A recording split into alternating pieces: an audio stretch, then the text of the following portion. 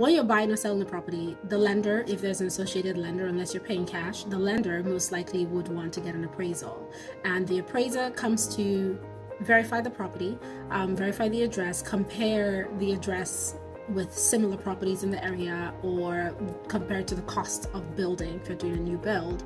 And then they'll provide their personal opinion of what they think your property will be appraised for, what it should be sold for. Now, we have heard instances of where appraisers will make personal opinions of the property based on who they see that lives there or who owns it.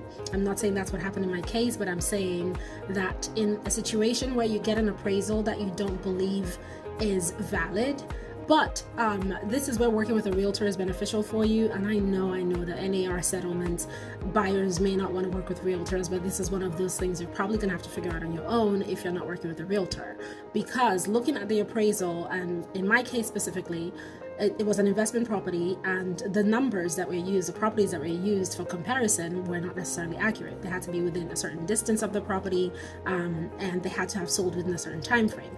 They weren't inaccurate per se, but the numbers that were picked, the properties that were picked, were not the best that could reflect my property in the light that I wanted it to. So I took the process into my hands and questioned the validity of the appraisal approach, and I got the number changed. I know the market, maybe, the market fluctuates and things change, but it's also important for you to know that you can take matters into your own hands. You can challenge that. You can work with your realtor to do some calculations to figure out if that's really the best thing for, if the numbers provided to you are the best for you.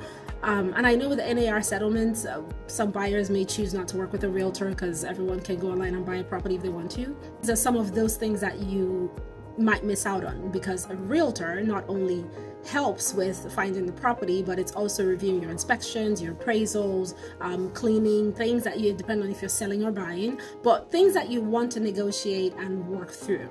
Some sophisticated buyers can do this on their own. Some others would need some help. As an attorney, I will not necessarily do this part for my legal clients, but because this is my property, a property I was working on for myself, I can take my time to do what is necessary for my property.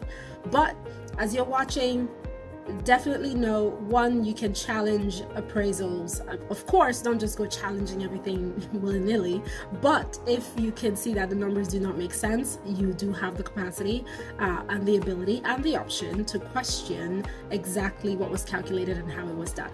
So do not be afraid to challenge things that are presented to you when it comes to your real estate transaction.